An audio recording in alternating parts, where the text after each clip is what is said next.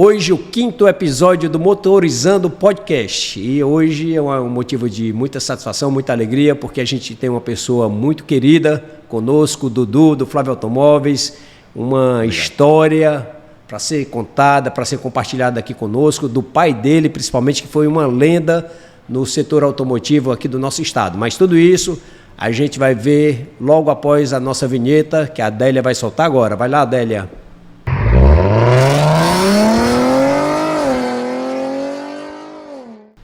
Você que está assistindo pela primeira vez o nosso podcast, a gente quer recomendar que você assista, que você compartilhe, que você dê uma curtida aí e principalmente que você deixe comentários, sugestões de algum tema ligado ao mercado automotivo, ligado ao automobilismo, que a gente vai estar atendendo aos pedidos aqui. Mas hoje a gente tem aqui o Dudu. Muito obrigado, Dudu, por aceitar o convite.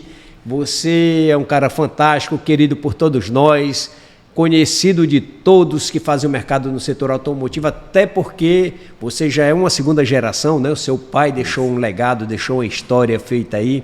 E eu queria, Dudu, que primeiramente você pudesse estar falando um pouquinho da sua vida particular. Casado, pai de quantos filhos?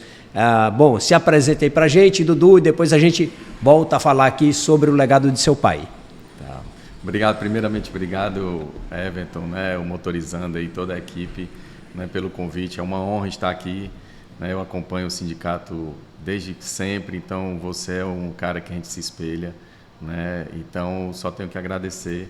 Eu sou o Eduardo, da Flávio Automóveis, né, sócio e diretor comercial. E aí, vamos lá, vamos contar a história, né? É o Flávio que todo mundo conhece por Dudu, né? Todo mundo só conhece. Na realidade, Dudu. O meu apelido é Dudu e Flávio, né? Porque muitos clientes me chamam de Flávio, e eu já me acostumei. Inclusive, já o seu irmão mais velho, ainda hoje é conhecido como Roberto Flávio. Roberto Flávio, mas o nome dele é Roberto Flávio mesmo. Ah, tá certo. Mas se fosse alguma referência ao seu pai, mas Roberto Flávio mesmo. É mesmo, show. É o nome, tá bom. Sobrenome dele. São 3 homens e 2 mulheres e só uma mulher, né? Certo. É a Michele. A Michele, o Carlos Henrique e o Roberto Carlos Flávio. Henrique, a Michele, e você? E eu. Ah, legal. É uma família bonita, uma família unida, que a gente deseja sucesso sempre. Mas, Dudu, antes de a gente entrar no ramo de automóveis e tudo, o seu pai ficou muito conhecido a nível Brasil, não pela loja de carro dele, que ele foi um dos pioneiros aqui, principalmente ali para o lado da Aldeota, né?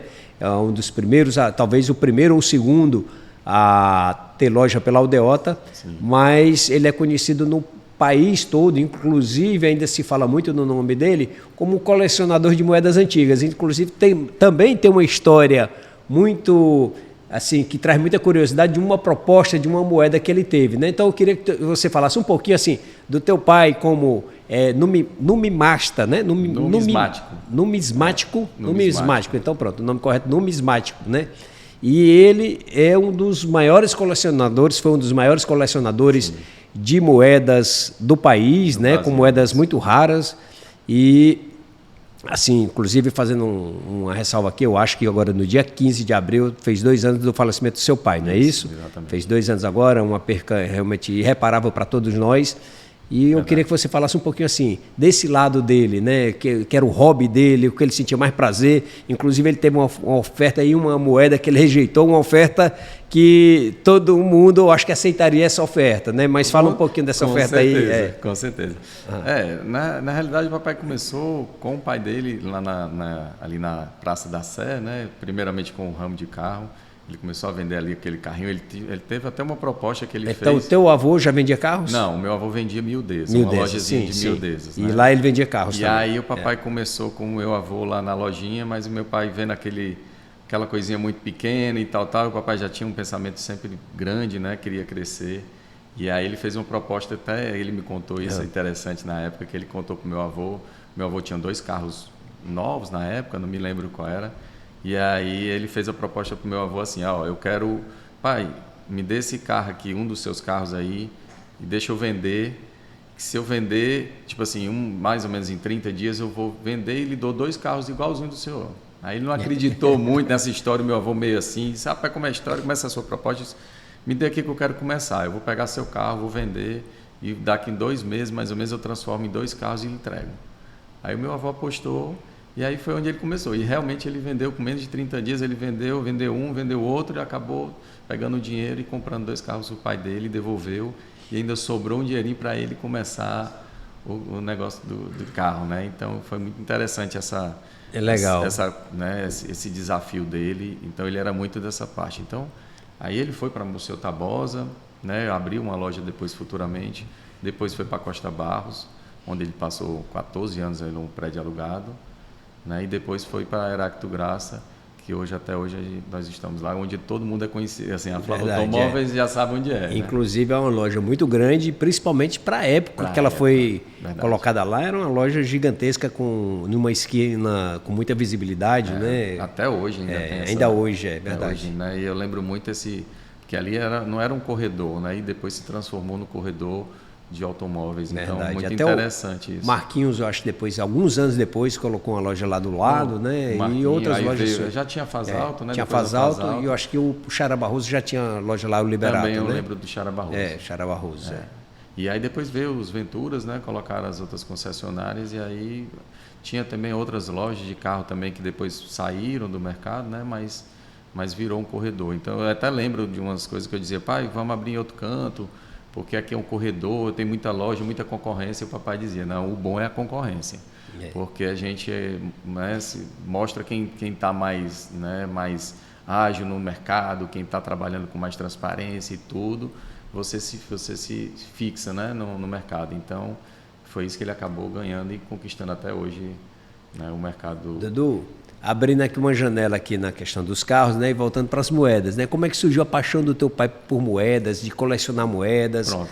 Eu estava vendo aqui pela internet agora há pouco, me parece que ele tinha mais de 4.000 moedas de alto valor, né? Então, assim, alguma coisa que eu tenho as moedazinhas antigas ali, eu vou procurar se alguma tem algum valor para eu receber pelo menos uma proposta, pelo menos um décimo do que o teu pai recebeu de proposta. Não, o pior que tem muitas famílias que têm essas moedas e guardam e às vezes não sabem, né? Inclusive o papai era um colecionador, mas também era um cara estudioso.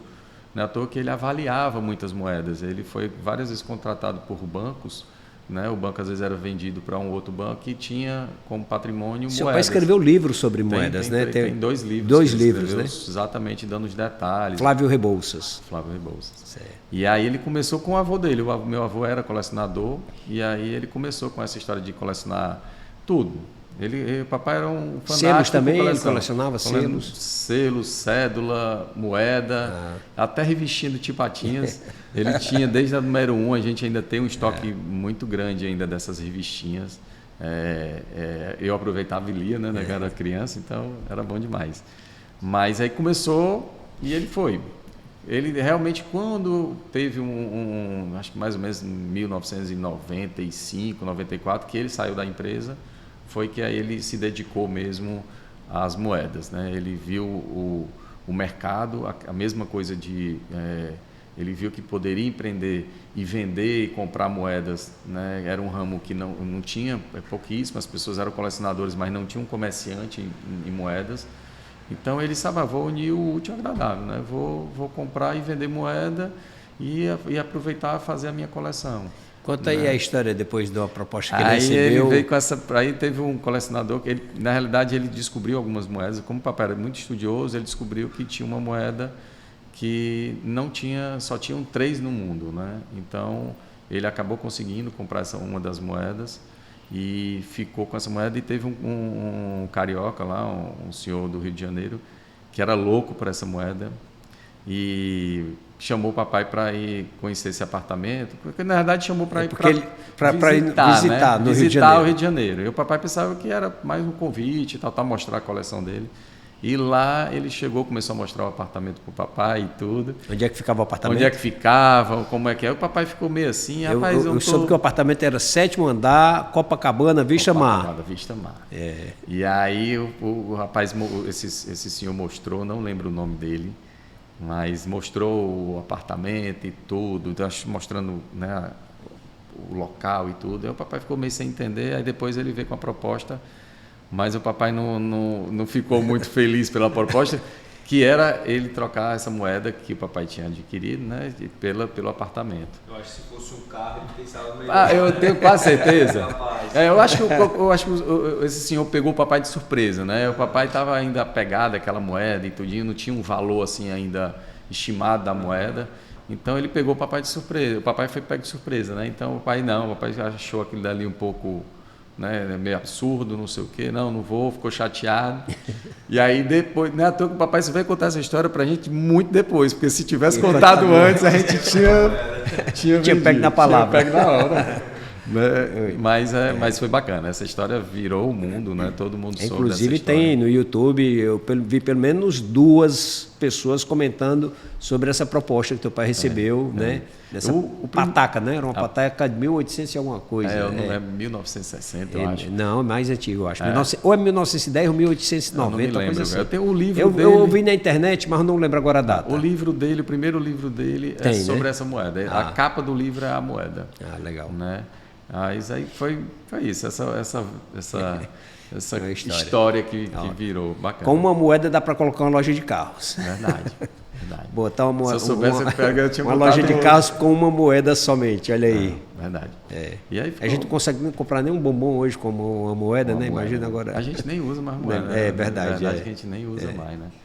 Aí hoje com essa história do Pix, a gente não tem mais nem, né? Até as pessoas na rua, quando a gente pede alguma coisa para a gente ajudar, a pessoa já passa o Pix para a gente, né? Não pede mais moeda, não. Gente, dando só uma paradinha aqui em questão das moedas, que a gente vai já retornar para os automóveis, mas eu queria agradecer o Dudu. Aqui eu sou torcedor do Ceará, ele trouxe um boné preto e branco da Flávia Automóveis, 1972. E o Pedro, que é Fortaleza... Recebi um aqui nas cores do Fortaleza também, então tá show de bola. Acho que foi por acaso, né? Não foi planejado não, mas tá valendo. Eu não sabia se você era torcedor do Ceará. O Everton eu sei que é torcedor do Ceará, como eu. Vozão. Mas o Fortaleza ontem tá de parabéns, né? Tá de parabéns. 4-2 do Boca Juniors. Tudo bem que é um time veio todo reserva, mas... Sub-20 todinho. Falando em futebol... Né? Teu pai também foi proprietário de um clube de futebol, não é isso? De futsal. Teve um. E gostava muito de futebol. Antes da gente retornar para os automóveis, fala um pouquinho da questão do futebol. Eu vi aqui que você trouxe uma foto com a presença do Hamilton Melo, do Raimundo Fagner, cantor e também jogador de futebol. Eu nem reconheci o Fagner tão novo que ele estava ali, naquela foto lá. Mas fala um pouquinho aí também da paixão dele por futebol. O papai já era eternamente apaixonado pelo futebol, né? Ele já tinha essa intenção, ele já jogava, né, bola, e aí surgiu, pelas amizades que ele tinha com radialista, com tudo, de ele colocar um time de futsal. E aí teve o convite, ele acabou colocando a AFA, que era a Associação Flávia Automóveis. Foi numa época gloriosa para o futebol cearense, onde ele teve sim, porque foi na época que o Sumov era campeão mundial, campeão brasileiro. O Sumov estava em alta, né? E não era fácil. Não era fácil competir com o Sumov naquela época, mas eu lembro que o Flávio Automóveis tinha um bom time.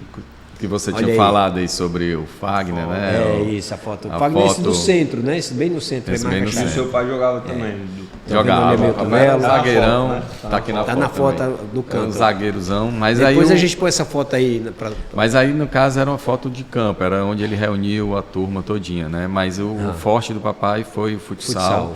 E aí ele também viu a questão que ele poderia fazer uma propaganda da loja, né? Então ele realmente ele se profissionalizou e pegou um time, formou, e a briga era muito bacana. Eu era pequeno, eu peguei pouco essa época, né? Eu era realmente 1980, 80 e pouco, 90, então eu ainda estava ali, né, engateando ali.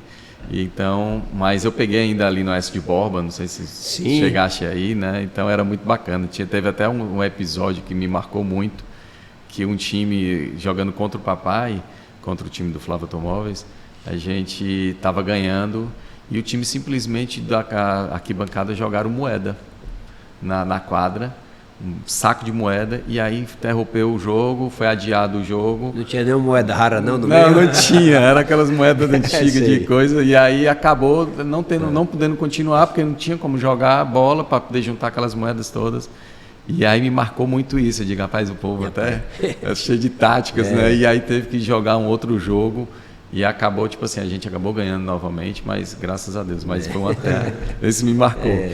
E aí acabou gerando uma propaganda muito boa, né? Muito positiva para a gente, porque era um time vitorioso, né? Onde brigou muito com o Sumov, né? Mas aí acabou a gente tendo que investir, tipo assim, para jogar fora, né? Jogar em outros estados e tudo, e aí era só recurso próprio da empresa. E aí ficou caro, né? Aí a gente acabou, né, encerrando com um certo tempo, mas ficou o legado, ficou a história aí bacana. Guardado, né? Ficou guardado, com certeza. Até hoje, quem da época que jogou futsal, tudinho, lembra do Flávio Automóveis, então ficou essa história. Legal, E aí, bacana. Dudu, assim, até aproveitar que a gente está finalizando aqui a história do seu pai, né? E perguntar como é que isso influenciou hoje na história da Flávio Automóveis hoje, né? Na atualidade, como é que funciona, como é que tá a gestão por lá, você quem assumiu, não é isso? Isso. E como é que o nome do seu pai influencia até hoje? Bom, sem dúvida, tipo assim, meu pai foi o meu incentivador maior, né? Eu realmente sigo até hoje os passos dele em relação à empresa, o que ele nos ensinou em relação à ética, né? O compromisso com o cliente, a qualidade. Então, ele influenciou, assim, em termos de mercado.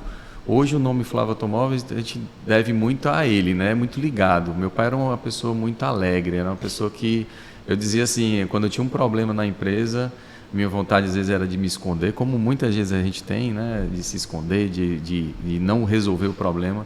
E ele não, ele com a tranquilidade e a sabedoria dele, ele chegava e disse, olha, problema você se resolve na hora, né? Então fique calmo, resolva e pronto, e bote bola para frente.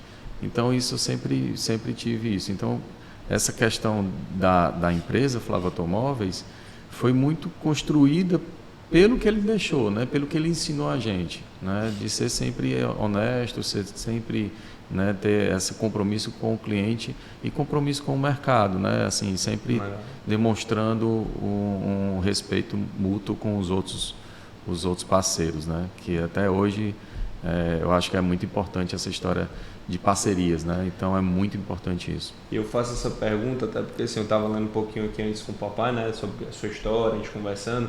E é uma história que eu posso me espelhar muito, né? Que também vem de pai para filho, na verdade, vem de avô, né? Avô para pai, pai para filho. Você já vai na terceira geração. Já vai mas assim, na segunda. Quando eu li, eu até me empolguei ainda mais para conversar, né? Já era uma empolgação do tamanho do mundo, mas ainda mais porque é uma história que eu posso me espelhar, né? E assim, a gente quer saber mesmo os acertos, os erros, onde a gente pode dar continuidade e tudo mais. E tem muita gente começando agora, né? Que está assistindo a gente também. E tem esse desafio, né, de às vezes a gente tem uma geração nova chegando no mercado e tomando realmente a frente da administração das empresas. E é bem interessante para a gente saber assim, quais foram os desafios que você teve na hora da transição ali do seu pai para você, como é que você conseguiu manter a carteira de clientes que vem do seu pai, né? Você fala um pouquinho sobre ética, sobre compromisso de ter carros de qualidade e transparência, de resolver o problema na hora. Mas o que mais assim que você poderia dar de dica para a gente que é bem importante? Essa parte de network que o papai, assim, foi uma das coisas que eu mais aprendi com ele, que era exatamente essa questão do futebol. Então, né, abriu muito essa questão do relacionamento e tudo. Então, uma coisa que eu aprendi muito com ele era isso, se relacionar. Né? Apesar que às vezes o nosso ramo fica ali, a gente fica muito preso e tudo, né, dentro da empresa. E ele fez ao contrário, ele não ficava muito tempo na empresa preso, ele sempre era se relacionando no meio dos colecionadores, no meio do futebol. Então, assim, essa parte de empresa, ele sempre foi nos ensinando essa questão de ter tranquilidade, porque o mercado oscila muito, né? A gente planeja uma coisa e aí vem o governo, vem financeira, vem, né, taxas de juros, né, vem o mercado, pandemia, vem tudo. Então, o principal legado que eu tenho do meu pai foi a questão de ser tranquilo, né? Você ter a tranquilidade, que é o que eu mais aconselho para os novos hoje aí, né, que estão entrando no mercado, porque essa tranquilidade é que faz com que você dure, né, o que a gente está durando, né? Então é essa coisa que eu mais... Eu até tinha lhe perguntado antes de começar, né? São 52 anos de empresa, aí você até falou, né, em CNPJ, que a empresa tem até mais tempo. Né? Tem mais tempo. Então assim, realmente durabilidade que vocês têm, todo o domínio do mundo para falar sobre isso, né? Sim, com certeza. Até porque assim, a gente teve muitos altos e baixos, a gente chegou, tivemos um problema mais ou menos lá por meados de 1995, 97 mais ou menos, que teve uma crise no qual a gente acabou quebrando, né? A gente realmente teve um baque muito grande, onde o papai teve que vender a moeda, não trocou pelo apartamento, tivesse trocado, né, Everton? Mas aí acabou tendo que vender e tudo, vendeu a nossa casa, teve que entregar tudo, a gente foi morar de aluguel, mas ele preservou a Flávio Automóveis. Então é uma coisa que a gente tem com a gente, eu e meus irmãos, né? Graças a Deus, assim, agradeço também muito meus irmãos, porque são mais velhos e são pessoas que eu aprendi muito com eles, né? O Everton conhece o Roberto, né? Que é um cara que é muito respeitado também no ramo e tudo. E aí a gente, tipo assim, cara, do zero, né? A gente, não vou dizer do zero porque a gente tinha o nome, que era muito importante, né? E tinha o local, né? Que era próprio. Até hoje a loja nossa é própria. Então, mas teve que reestruturar tudo. Mas não tinha mais nenhum dinheiro para comprar um carro. Né? Então, assim, teve um desafio grande, né? Principalmente como o Everton comentou mais cedo, que faz a história que era uma loja grande, né? É uma loja grande. Então, você não ter o capital, você não ter carro ali para colocar, então as pessoas, né, vão julgar bem rapidinho, ó, quebrou. E aí a gente não queria muito que acontecesse isso, né? Mas não tinha como não acontecer, né? Isso, né? Notícia ruim corre rápido. Uma pessoa nova estava começando no mercado e eu falei o seguinte para ele. Ele estava tendo alguns problemas de reclamação de clientes, né? Eu cheguei para ele, um rapaz jovem, né? O pai dele tinha colocado a loja para ele. Eu disse, deixa, olha, eu não vou citar o nome, né? Que fica chato, mas eu disse para ele, eu digo, você está começando agora, está tendo algumas reclamações aí de clientes e tal, e eu vou te dar um conselho aqui, se você quiser ouvir, você escuta. Nesse nosso mercado, se você quebrar e tiver um bom nome, você se levanta. Verdade. Todos confiam em você.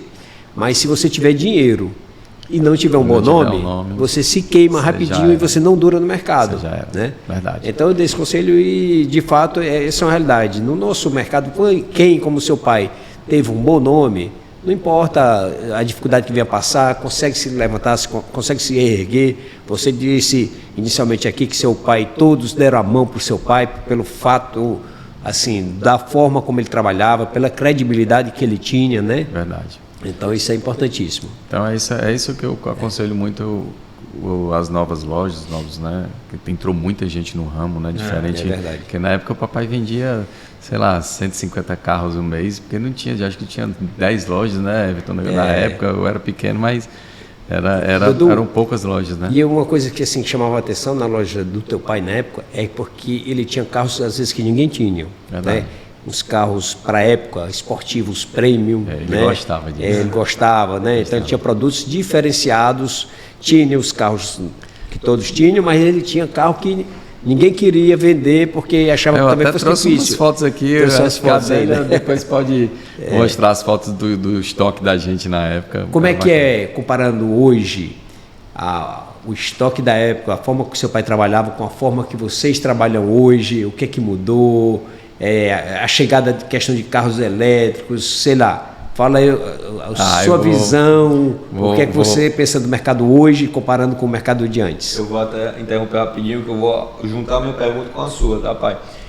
Vocês também a gente fala muito sobre o ponto, vocês, né, que é um ponto próprio e tudo mais, mas vocês expandiram agora também, né? Então já aproveitar que vai falar dessa novidade, já fala também da filial, que agora que eu vou tentar resumir aqui, porque se for, a gente vai passar aqui falando.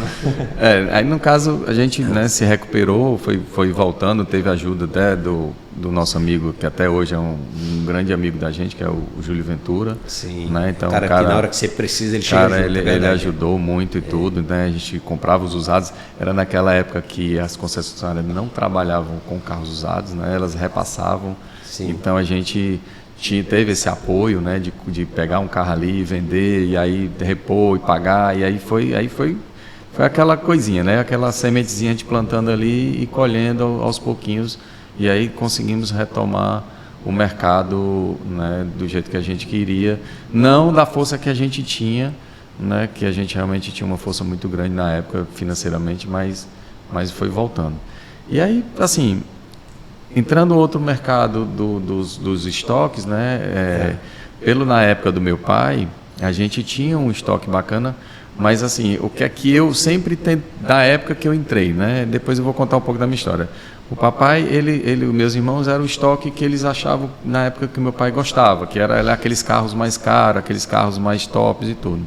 Depois, quando eu entrei, foi que eu digo, cara, eu não vou não, porque às vezes esses carros aqui estão demorando muito e tudo, então eu vou agir de acordo com o mercado, né? Claro que eu tive muito, uma coisa que eu ouvi muito do meu pai era ouvir os clientes, né? Ouvir o que é que os clientes têm para falar, né? Porque uma coisa que eu vejo hoje em dia, até um conselho para os novos hoje, é que assim, cara, nós somos quase um psicólogo.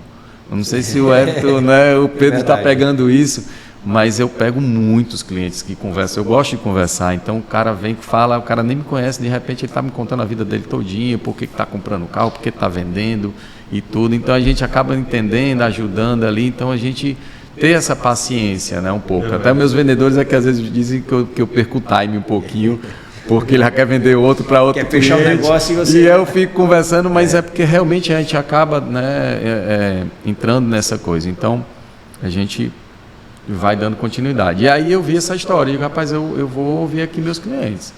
Né? Eu estou com carro sedã, mas os meus clientes estão querendo hatch, eu tenho um carro 1.0, os clientes estão querendo 1.6.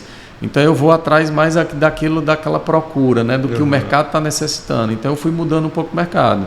Às vezes não tinha ninguém que queria mais o carro esporte, queria só carro popular. Aí eu mudava todo o meu estoque. Eu ia dançava de acordo da música, né? Vamos lá, mudando essa história de estoque. Não vou me apegar aqui só ao carro top ou só carro caro, né? Porque senão a gente ficava essa história do estoque muito antigo, né? Então foi esse toque que eu peguei dos clientes que até hoje eu agradeço, por isso que eu tenho uma carteira muito boa de clientes, né? Porque eu tive o relacionamento. Então é um conselho que eu dou para os jovens hoje, é isso. Cara, tenha um relacionamento com seus clientes. Não pegue seu cliente só para vender, porque aí você vai ser só mais um, amanhã ele quer trocar, ele não teve nenhum relacionamento com você, então ele vai em qualquer lugar de novo. Se ele tiver se ele, né, você conseguiu ouvir o cliente, tentou ali ajudar na necessidade dele, e aí ele vai lembrar de você com certeza no próximo negócio, entendeu? A filial é para ter um outro tipo de carro ou é para alcançar outro público? Você ter vindo para cá. Essa história você tem um dedo de seio. Já fazia um tempo que você procurava. Eu vou um outro. Aí eu vou entrar naquele assunto que você falou sobre as dificuldades, né? Eu realmente confesso que eu tive muito medo de sair, né? Como eu peguei uma loja pronta, né? E ali uma loja top, grande, com carros novos, tudo bonitinho, então eu realmente tive sempre essa vontade, porque passou o corredor, né? O corredor dali da Heráclito Graça meio que diminuiu, foi as lojas saindo, virando outros corredores, e aí abrindo o corredor aqui para o lado aqui do Guararapes, né? Aqui do Iguatemi. E aí eu sempre, né, olha uma loja para mim, eu paquerando, mas o medo me segurava, né? E eu digo, rapaz, eu não vou sozinho não. Doido que alguém me chamasse, rapaz, vamos abrir aqui. Mas eu não tive, né? Assim... Tivesse dito que você queria alguém, eu tinha me colocado como sócio seu, olha aí. Pois é, mas era a minha vontade. Mas é aquela coisa, né? Sempre no tempo de Deus e a gente espera. Ele me sinalizava, mas eu tinha um medo que me barrava, né? Então aí surgiu a pandemia para poder mudar tudo, né? A pandemia veio e mudou tudo em relação a isso. E aí a gente acabou indo para a Fenalto, né? Sim. Que foi onde a gente virou a chave. Eu, por exemplo, perdi mais o medo dessa questão, digo, rapaz, eu vou para cima, né? Porque às vezes quando a gente está naquela zona de conforto, então às vezes a gente acha que está tudo bem, tudo bom, né? E aí vem a pandemia e mostra que você tem que mudar, porque senão você é engolido, né? Então aí foi que eu conversei com o Everton, né? O sindicato, né, teve muito a ver com toda essa minha evolução, né? Não só o aprendizado que eu tenho do meu pai, mas o Sindivel foi um divisor também, graças a você, porque eu sei que é difícil, né, para o Sindivel. Não sei se eu posso falar aqui do Pode, Sindivel. deve. Pois é, mas eu via o Sindivel assim, como sempre, uma potência para nos ajudar, e aí eu via muitas críticas, né, às vezes normal. Crítica normal, e aí eu não podia nem reclamar muito, porque eu sou um cara crítico, né, eu sempre vejo a dificuldade para depois ver a solução, e aí a minha família está batendo e agradecer a minha família, porque foi também um divisor na minha vida em relação a isso. Cara, veio o lado mais, né, veio o lado melhor, veio o lado, para de criticar, né, eu criticava muito, era muito duro, até porque o envolvimento da loja, né, é muito, a gente fica ali e traz para a família, traz para dentro de casa. Hoje eu estou tentando, estou evoluindo, né, não estou 100%, mas a gente vai evoluindo na medida do possível. E aí, o Sindivel vê essa questão de mudar a minha vida, porque eu ainda até lembro uma historinha, se eu puder contar aqui. Pode. Que você fez um grupo na época dos associados, sim, né? Então aquilo dali, acho que para mim foi fantástico. Aquilo dali foi que mudou muita coisa. Eu acho que aí entra exatamente o lado da parceria, que eu lembro de uma historiazinha que eu recebi um carro lá, uma S10, se eu não me engano, e vendi, e com um mês e pouco o carro deu problema na caixa de marcha. E aí eu levei para autorizada, deu um orçamento de quase 20 e tantos mil reais, 30 e poucos mil reais. E aí eu fiquei meio perdido, rapaz, quem é que ajeita, quem é que não ajeita? Eu já tinha tido algumas dores de cabeça com algumas oficinas. E aí eu me lembrei do grupo. E mandei no grupo, gente, cara, me ajuda aqui, eu tô com esse, tal. Aí veio o Sávio, maravilhoso, meu amigo, que é o da Savel. Sim, gente, cara, fantástico, não tenho o que falar, é um irmãozão. E aí ele me indicou. Ele disse, rapaz, Dudu, tem uma oficina tal, não me lembro o nome, mas o cara fez a troca de óleo, né, deu uma configuração lá no sistema, trocou o óleo da caixa de marcha, eu gastei acho que R$1.200. E o carro estava... Então resolveu. Então assim... Eu acho que até a gente fez negócio pelo grupo do Sindivel também. Também. Você botou um carro lá que você estava procurando, eu tinha um carro. E aí acabou... Não conhecer pessoalmente, né? Foi tudo pelo WhatsApp mesmo. Exatamente. Levei o carro lá, deu certo e é isso que eu digo, a importância da parceria. Então o Sindivel não é só aquele sindicato que vai resolver problema, porque as pessoas querem muito isso, né? Tem um sindicato ali, tem um problema, eu resolvo. Não. Dudu, aproveitando isso que você falou sobre o sindicato, deixa eu aproveitar né, e explicar. O papel mais importante do sindicato é o de representatividade, né? Hoje à tarde, inclusive, a gente teve alguns problemas de horário para gravar esse podcast, né? Porque ontem eu recebi um chamado para uma reunião do Detran para a gente tratar a respeito das pendências de documentos que estão acumulados aí em função da greve, né? Então tem muitos carros vendidos que não foram transferidos e a gente está precisando agilizar. E nós temos já para segunda-feira 140 vistorias agendadas, né? E conseguimos essas vistorias, pelo menos para essa segunda-feira, já sem precisar pagar a taxa de vistoria externa, que é R$200 e poucos. Para 100 carros daria 20 e tantos mil reais só de taxa que as lojas teriam que pagar. Tá? Mas o mais importante é essa representatividade. O Detran está com um problema lá no setor e chama alguém que represente todo o setor para fazer uma negociação, para encontrar uma solução de um problema. Então a gente tem essa representatividade junto ao Detran, tem a representatividade junto à Secretaria da Fazenda para fazer hoje o acordo que nós temos de ICMS por estimativa. Então, assim, muitas vezes a pessoa olha para o sindicato, o que é que ela vai fazer por mim? Não, o que é que ela faz pela categoria, pelo setor, né? Em primeiro lugar. Eventualmente, a gente pontualmente pode encontrar uma solução para um problema específico de uma loja, né? E a gente tem como fazer isso. Nós temos hoje diversos convênios de preço reduzido na OLX, né? Temos uma parceria espetacular com a OLX. Quem for associado ao Sindivel paga muito mais barato a OLX do que se você comprar diretamente. E o sindicato ainda tem um ganho em cima disso. A OLX ainda comissiona o sindicato por esse trabalho. Temos plano de saúde, enfim, tem até ali atrás, Adélia, não sei se dá para pegar, uma série de benefícios, advogado sem custo, três defesas por ano sem custo, tem, deixa eu ver, plano de saúde com tabela reduzida, estou até pescando ali um pouquinho, alguns benefícios que tem, Mas nós temos uma série de benefícios que são serviços prestados, mas o principal papel é o de representatividade do setor, que dá muita credibilidade às autoridades. Então, só para você ter uma ideia, todo ano a tabela do IPVA, se tiver algum erro, até eu tenho uma parte de culpa disso, porque eu todo ano sou chamado lá na Secretaria da Fazenda para analisar a tabela do IPVA que vai sair no ano seguinte. Sim. Às vezes acontece. Dá para reduzir um pouquinho. Não, na verdade a tabela já é feita. Eu vou junto. Aí agora, uma infinidade de carros, anos, modelos, né? A gente pega só uma amostragem. Eu trabalho em cima de uma amostragem, não dá para olhar tudo. Mas eventualmente tem um carro, onde dá maiores distorções são aqueles carros que inclusive tem poucas unidades no mercado. Às vezes um carro de 500 mil, 600 mil, sei lá, um carro mais caro, aí às vezes dá uma distorção no preço, mas tem uma justificativa também, porque a gente analisa a tabela do IPVA mais ou menos no mês de novembro, no máximo início de dezembro, e quando ele vai ser cobrado já é em fevereiro. Então dá uma desvalorização, até porque tem a mudança de ano, né? O carro se torna um ano mais velho nesse intervalo aí. Então, às vezes dá uma pequena distorção, mas no momento que a gente faz a avaliação, geralmente corresponde ao preço de mercado. Então, estou dando assim, esses exemplos do que é o sindicato. E muitas vezes, agora que a gente tem a Adélia aqui na área de comunicação do sindicato, a gente está passando um pouco melhor. Dizem que a Adélia Lombardi, né, aqui do sindicato, não aparece. Eu estava ouvindo nos outros podcasts.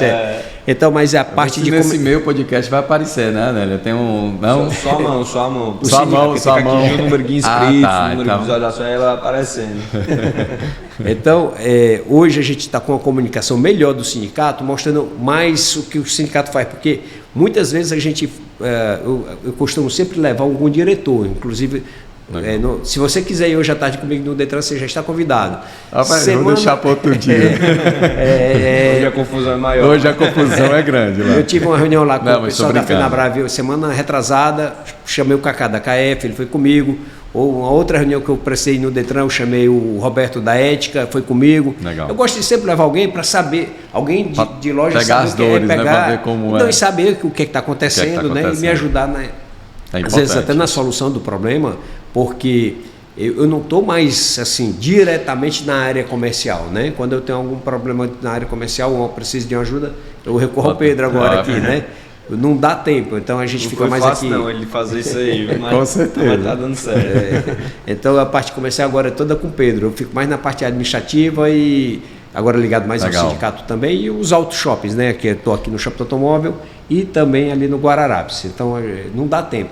Mas voltando ao assunto do sindicato que você deu essa abertura, o principal papel do sindicato é o de representatividade do setor. E a gente hoje tem uma parceria muito forte também com a FEComércio.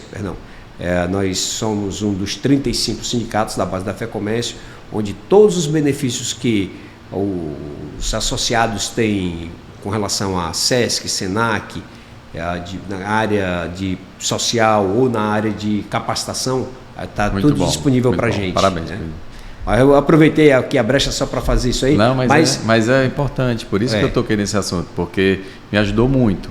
Né? Não só, se eu pegar aí N coisas, várias histórias que eu tenho, né, de como o sindicato me ajudou, tanto parte de advogados e tudo, naqueles problemas que a gente trazia os carros, né, novos e tudo. Então, sempre teve muito. Você ainda vende muito carro novo? Vou chegar lá. Eu vou contar um pouquinho, como o Pedro tinha me perguntado mais cedo sobre a minha história, né? Então, assim, voltando bem no tempo, né, atrás, como eu comecei, né? Eu realmente, o papai tinha a Flávia Automóveis tinha uma loja, um L ali, né? Era Acto Graça com Carlos Vasconcelos, então tinha um pátio e atrás era a oficina. Né? Então a gente começava, o papai fazia lá as revisões, pintura, tinha todo lá já tinha naquela época, né? Uma loja com tudo. Então é muito importante, até um projeto da gente futuro é esse. E lá, comecei a trabalhar lá, eu comecei lá na oficina. Né? Até hoje tem o Luiz Pavão, que é o nosso parceiro, né? Agradecer aqui a todos os meus parceiros, que alguns são desde a época do meu pai, são mais antigos do que eu lá na loja. Então são pessoas que são sensacionais, eu agradeço demais, que eu aprendi muito com eles. E lá eu tinha uma mobilete. né? Eu ia para casa de mobilete. Mobilete. E aí, quando aconteceu essa quebra da empresa, da gente, da família... Era distante a casa de vocês? Era, a gente morava nas dunas. Nas dunas, né? Era. Aí, eu digo, rapaz, eu doido para completar meus 18 anos e ganhar um carro, né? Como os meus irmãos e tudo. Não rolou, né? Não rolou porque, infelizmente, não deu. Mas aí eu digo, rapaz, eu vou dar um jeito aqui. Eu vou vender minha mobilete e vou comprar um carro. E aí vendi a mobilete. O meu irmão conseguiu um dinheirinho para mim, na época 500, não era nem reais, eu não me lembro qual era a moeda. E aí eu comprei um Fusquinha. E aí levei lá para a loja, lá para a oficina. Aí o Luiz Pavão lá disse, pai, não vou nem contar nada pro teu pai não. Porque se ele perguntar aqui, eu vou dizer que é um cliente, alguma coisa, e vou ajeitar aqui. Então eu não pagava nada. Então eu pintava, fazia aquela revisão de motor e tudo. E aí eu vendia. E aí eu fui fazendo isso, né? Fui começando... Porque quando eu comecei, realmente a empresa não tinha dinheiro, não estava sem dinheiro. Então, aí eu fui vendendo um carrinho, comprava para ajeitava na oficina, não tinha o custo da oficina, e aí era maravilhoso. E aí fui. Então, aí graças a Deus a gente, né, virou a chave e deu certo até hoje. E é até legal porque assim, a gente vê a loja lá pronta, sabe que tem muito tempo, mas não sabe esse desafio que você enfrentou, né? Acho que você pegou tudo pronto e só continuou, né? É verdade. Todo mundo pensa que é muito fácil, né? E não é. E aí teve essa história toda caminhada aí com o Sindivel, que foi maravilhoso. E a gente foi construindo, né? E a tua pergunta que tu fizeste mais cedo é que... carro 0 km. Do carro 0 km. Se você ainda vende carro 0 km como você vendia antes, né? Aí veio aquela história de eu pegar a questão do meu estoque, né, os clientes me dando feedback do que é que eu tinha, o que é que ele queria. E eu estava perdendo o mercado dos meus carros usados, porque o meu cliente já estava comprando um carro novo, né? Ele só me ligava para vender o carro dele. Eduardo, o carro a concessionária está dando muito baixo, então eu vou te vender. E eu digo, o que é que você está comprando? E aí eles, não, eu comprei um carro zero. Aí eu digo, rapaz, tá errado, eu estou perdendo esse cliente porque no segundo momento a concessionária segurava o cliente. Então naquele primeiro momento que ele lembrava de mim, ele lembrava de vender o carro. Mas no segundo momento a concessionária já segurava e já comprava o carro dele, né, e já recebia. Aí eu comecei a perder meus clientes. Eu digo, rapaz, eu tenho que mudar isso. E aí foi até que o mercado também as concessionárias começaram a receber os carros, né, e vender os carros, a botar lojas de usados. Né, e aí diminuiu muito o nosso estoque, né, que a gente não tinha muito o que comprar, e aí eu digo, rapaz, eu vou vender carro novo. E aí com esse feedback do cliente e com o mercado, aí eu já conhecia todos os gerentes de concessionária, e aí fui pedir lá, rapaz, bater na porta, rapaz, vamos fazer uma parceria aqui, me faça o menor preço aí que você pode fazer no carro. E aí o que é que eu fiz o primeiro, de como é que eu vou vender carro novo? Diga, rapaz, como é que o meu cliente vai saber se eu vendo carro novo? Porque não existe a mídia social como tem hoje, né? Você botar lá. Então a gente não tinha. A gente anunciava nos classificados, né? Que o sindicato também tinha uma parceria, tinha né? Parceria com preço também mais no destaque e tudo, era bacana. E aí eu digo, rapaz, eu vou fazer o seguinte, eu vou comprar um carro zero de cada modelo. Antigamente não tinha tantos modelos. Então eu vou comprar um da Chevrolet, vou comprar um da Fiat, vou comprar um da Volkswagen e vou expor lá na loja. E aí eu coloquei na minha exposição carro novo. Então passava, como a loja da gente é uma vitrine, né? Então o cara passava, via o carro novo e tudo, ele disse, rapaz, você vende carro novo? Eu digo, tá aqui, meu amigo, tá pronto, entregar. Mas eu queria um azul e eu tinha um prata, e eu digo, vou dar o meu jeito aqui, vamos. E aí a gente comercializava, comprava o azul para o cliente, entregava e aí gerou uma outra coisa muito melhor que eu não imaginava. A troca, né? A troca. E que hoje o meu estoque de usado é quase 80% dos meus carros novos. Entendeu? Então eu vendia o zero e entrava o que eu tinha vendido há 2 anos atrás. Então eu sabia da procedência. Então os carros que eu tenho no meu estoque até hoje são carros que eu vendi zero. Legal. Entendeu? Então eu não precisei mais aquela compra de ir atrás de comprar qualquer coisa, né? Então eu meio que classifiquei, eu digo, rapaz, pronto, eu vou vender carro zero e hoje o meu estoque é quase 40% são carros zeros. Eu tenho de estoque e vendo um leque muito grande de carro zero, não só daqui como em outros estados.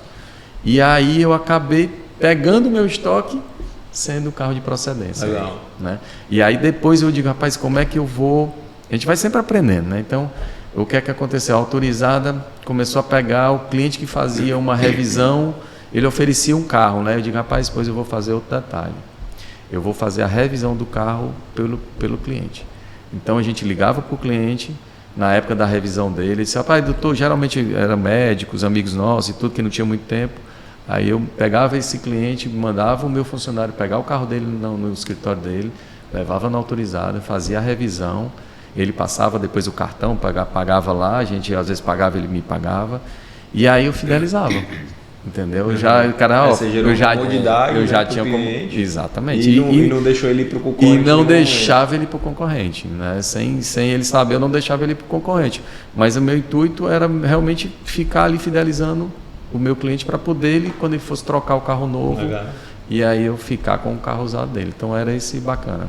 Então até hoje o meu estoque ainda tem de carros novos, 40% de carros novos. E aí, aproveitando também, tinha aqui, eu até fiquei curioso, que estava na nossa listazinha aqui, né, de perguntas, e tem lá no final carros elétricos. Aí eu queria saber, assim, a opinião, você trabalha com, você falou 40% do estoque é zero, né, carros elétricos são novos, então assim, você está com um estoque de carro elétrico, como é que está? Pedro, eu estou estudando muito essa parte de carros elétricos, eu já venho estudando desde a pandemia. Na realidade, eu até recebi, antes da pandemia, eu tinha recebido umas propostas de empresas chinesas na época, com os projetos, eu já tenho guardado isso. Então, eu já vinha pesquisando um pouco, mas com freio, né, com o pé ali no freio, porque realmente assusta, né, você fica. E aí eu estava com outro pensamento, eu estava estudando muito sobre esses carros elétricos o ano passado, e aí tive uma viagem agora para a Europa e andei pesquisando muito sobre isso lá. E lá não está muito bacana essa questão do carro elétrico. Com alguém, justamente sobre o estoque lá na Europa. Pois é, lá a dificuldade é gigantesca de vender os usados, né? Principalmente as locadoras não estão mais nem comprando. Eu acho que esse problema nós vamos ter aqui. Não vou dizer que vai se tornar tão difícil de vender, mas a queda do preço vai ser muito grande. Exatamente. Porque você vai comprar um carro que provavelmente vai ter que trocar bateria dentro de pouco tempo. Pouco tempo. Né? E é um custo bem elevado. Bem elevado. Eu sei que a gente vai passar por um processo aí de transformação, de inovações, né, de baterias, mas com maior durabilidade, custos menores. Mas até chegar lá, quem tem carro elétrico hoje e quem ficar com essa versão mais desatualizada lá na frente, esses carros vão perder valor de qualquer forma, né? Então, de um jeito ou de outro, a tendência é de perder valor, normal, natural. Mas as vendas estão acontecendo, o público está gostando do carro elétrico, um carro que tem um desempenho bom, sim, mas nós vamos ter esse problema realmente no futuro, no curto prazo, inclusive. É exatamente o que está acontecendo na Europa, porque lá começou em 2017. Né? Então, já teve esse tempo, né? Então, do usado. A gente ainda. O útil da bateria nesses 7 anos. Exatamente. Apesar que esse tempo atrás a bateria era bem inferior ao que tem hoje, né? Então, pode ser que o nosso problema seja um pouco menor do que eles estão tendo lá. Então, mas assim, como essa pesquisa que eu fiz, realmente isso vai acontecer, não tem como não acontecer. E tem outro lado. Hoje a gente sabe o nosso público, né? Tipo assim, eu vendo carro há muito tempo e eu sei que a maioria dos meus clientes, eles querem o quê? O carro que ele não vai perder dinheiro. Né? O brasileiro tem isso, né? Ele não está comprando uma mercadoria. Vai perder menos. Vai perder menos. Vai perder. Então ele sabe que ele vai. Então, se você pensar, eu vou comprar um carro elétrico e vou perder 50%, 60%, o cara. Né? Então ele vai pensar muito nisso. Aí hoje, assim, nas minhas pesquisas, nos meus estudos, eu acho que hoje valeria muito mais a pena o híbrido. Né? O híbrido plug-in, que é o que carrega, né? Que aí você tem aquela autonomia, também você carrega um pouco. Então, eu apostaria nos híbridos. Legal. A gente está chegando perto da última pergunta, que é a garagem dos sonhos, né? Que a gente já a Adélia deve ter adiantado para você aí a última pergunta. Mas, Dudu, queria fazer uma pergunta agora mais do lado pessoal. Você tem quantos filhos? Dois, né? Um casal, é isso? Tem um casal. A Duda, né? E o Gabriel. A Duda e o Gabriel. A Duda é que tem uma veia artística. Os dois. Que eu me lembro que você mandava no grupo de WhatsApp. Foi. Eu acho que tinha apresentação de tocando alguma coisa, não lembro qual. Os dois são artistas, os dois né? são artistas. Ninguém tem a ver para automóvel. O Gabriel não vai ter. Com você, né? O Gabriel. Você vê como é que são as coisas de Deus, né? Assim, a gente tem que realmente, uma coisa que eu aprendi com a família, né? Que eu amo minha família, né? Então eu aprendi muito com eles essa história de carreira, né? Eu sempre queria que o Gabi viesse trabalhar comigo desde novinho. Mas ele foi para o lado da irmã, que é a irmã que sempre idealizou essa veia artística, de cantar, ser artista. E aí ele acabou, né, olhando para ela e não para mim. Até porque acho que foi culpa minha, porque a gente meio que traz os problemas da loja para dentro de casa, né? Então eles viram isso, né? Às vezes você está chateado e tudo. E ele assim dizia, eu não vou trabalhar com o carro não, que é só problema, né? Então eles foram para esse lado. E aí os dois, assim, como eu aprendi muito com eles, eu digo, rapaz, eles querem morar em São Paulo. Sim. E aí foi também a história da Fenalto, sim, né? Sim. Que eu vi a virada de chave de entrar nesse mercado digital, que é muito importante. Assim, hoje, quem não tiver, né, vai estar com certeza com uma dificuldade muito grande. E aí eles queriam morar em São Paulo, o Gabi acho que antes da pandemia, 2018. Qual a idade deles hoje? O Gabi tem 16 e a Duda tem 20. Tá certo. Aí a Duda hoje mora em São Paulo, os dois moraram em São Paulo, né? Foram para lá, o Gabi passou no musical lá da Brother e ele ficou, a Duda também, passou na faculdade, ela queria muito. E ela disse, pai, eu vou tentar meu lado artístico, eu quero lá em São Paulo porque é onde tem, né? Realmente essa parte artística é São Paulo. E aí ela mora lá, eu trouxe agora para cá, para Fortaleza, porque questão dos estudos aqui em Fortaleza, no Ceará, a gente tem as escolas, né, potencial. Então, como ele está nesse segundo ano, ele vai fazer vestibular já. E eu digo, não, Gabi, volta, não teve nada que você pegou agora por enquanto em São Paulo, venha para estudar. E aí, quem sabe, qualquer momento, se você, né, for chamado de novo, você volta para São Paulo. Então, a gente fez um apoio lá, hoje a Duda mora lá. E aí... Estão lá tentando. Aí, sem querer, um amigo outro do Gabi chegou assim, filho, ô Gabi, rapaz, teu pai trabalha com carro, cara, eu sou apaixonado por carro e não sei o que mais lá. Poxa, tu trabalha com ele? Aí ele, acho que não precisou eu ficar cutucando, não. Foi ele mesmo, pai, vamos aqui ajeitar os vídeos, vamos, né? Ele fala muito disso, que eu, tipo assim, eu sou hoje a cara da Flávia Automóveis, né? Assim, as pessoas, né, conhecem muito isso, graças a Deus, então eu tenho só que agradecer a todos os meus amigos, parceiros, vocês. E aí, tá lá, a Duda ainda tentando o sonho dela, né, esse lado artístico, e o Gabi agora começou a trabalhar aqui com a gente, mas ele ainda... Eu disse a ele, porque eu disse, olha, meu filho, ali tem que ser minha aposentadoria, o carro vai ser meu hobby, né? E você e a Duda vão ser minha aposentadoria, vão ser os artistas da família. Falando em hobby agora, entrando para a Garagem dos Sonhos, eu sei que você, como revendedor, vários carros já passaram pela sua garagem, né? Alguns para uso, outros até compra para uso, mas quando chega uma oferta, vai embora. Né? Vai embora. Mas tem um carro assim, que você gostaria de ter na sua garagem, qual que seria?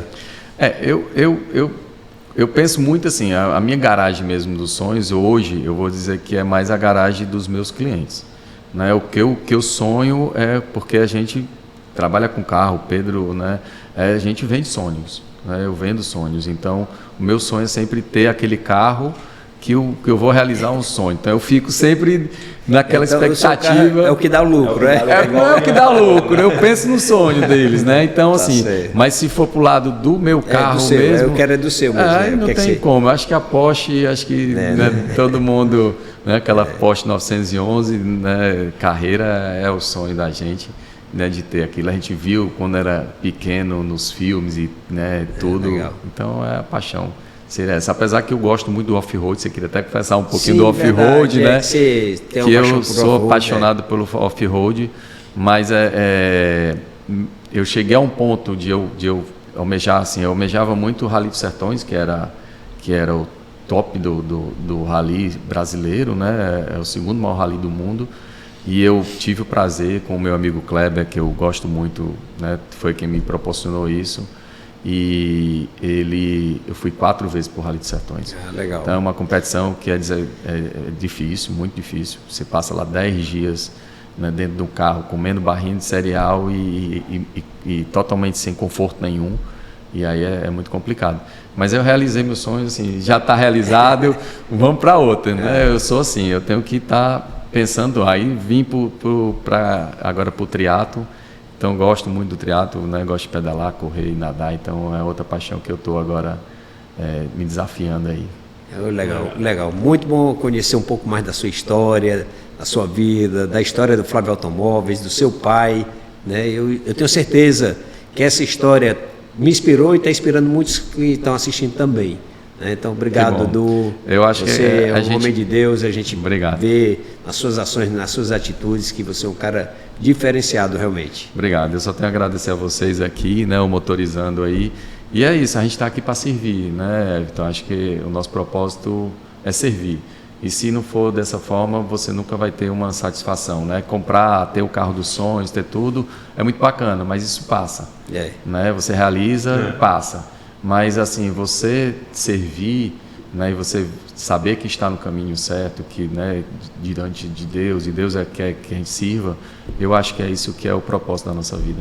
Legal. A gente está aqui para isso. Obrigado a vocês, uma honra estar aqui. Um abraço. Obrigado. E não esqueça de curtir, de compartilhar e deixar seus comentários. Muito obrigado.